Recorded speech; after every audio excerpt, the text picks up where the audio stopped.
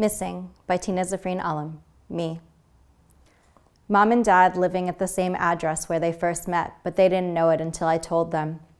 I haven't seen the new building that stands on the grounds of my Nana's house.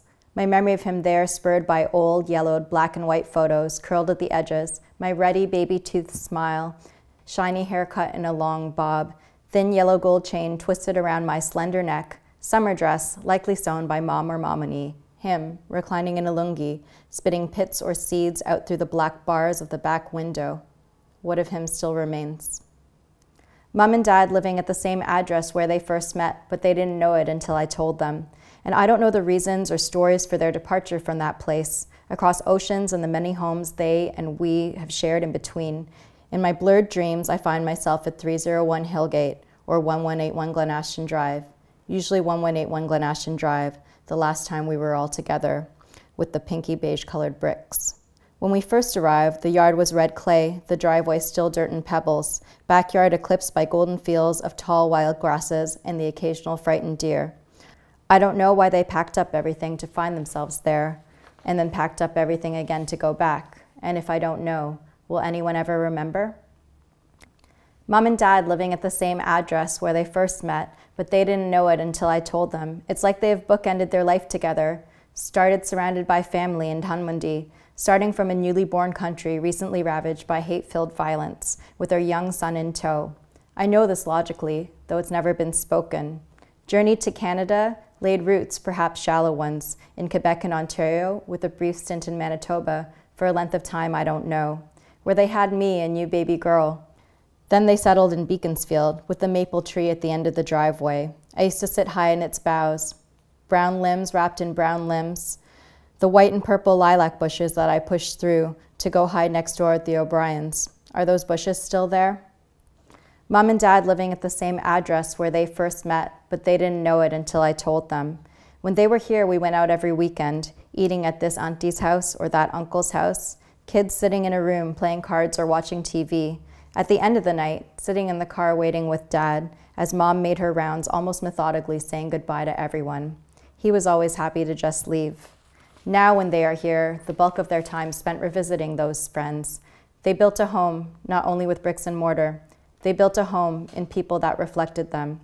And it only just dawned on me, this is what I'm missing. It's what I never had. I didn't know to look for it. Will I find my way? Welcome to my chat, Seeing the Invisible, Hearing the Silent, Poems for the Bangladeshi Diaspora.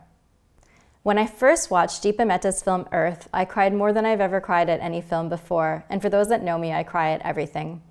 It took me a while to realize that the girl in the film, Lenny, was around the same age that my dad would have been during partition in 1947. He's never told me anything about partition. To be honest, I don't even really know where he was born, but that film impacted me on a profound level, that knowing that goes beyond knowing. I could feel that history in my body, in my bones. Years later, in 1971, my mom, dad, and the rest of our family lived through the Bangladesh Liberation War and a genocide. My brother was born in Bangladesh in 1972, and I was born about 7 years after that in Winnipeg, Manitoba. I'm in the generation born directly after the war and the genocide, and as such, I'm the bearer of transgenerational trauma. I'm also of the diaspora, so I didn't learn what my parents had witnessed and been a part of in school or in the media. I knew next to nothing until I started to look into it for myself, and even now I don't know much. A few years ago, driven to learn more after reading Tamima Anam's novel A Golden Age, which takes place during the war, I had my dad ask my Torikal in Dhaka to send me some books written in English about that time.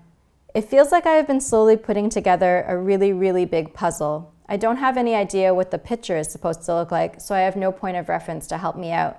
I keep finding pieces here and there. I keep finding images and words for the dynamics and patterns I have witnessed and the pain that my body and soul know is all too real.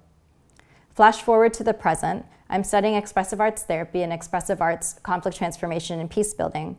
I'm finding myself drawn to work within my community, the Bangladeshi diaspora, to name, address, and honor the impacts of transgenerational and intergenerational trauma and build resilience in the face of it. I know that I can only take anyone as far as I have gone myself, so I've been exploring my identity through poetry.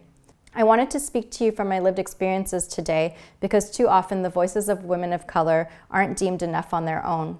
So this is part of my story. The research can come later. This is where I am now, full of questions, but also full of almost 36 years of intimately knowing what this trauma feels like.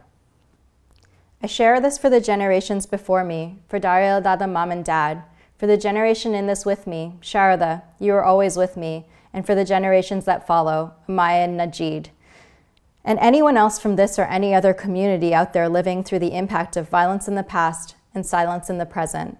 May we all fit together the pieces of our puzzles and see the pictures more clearly. You are not alone.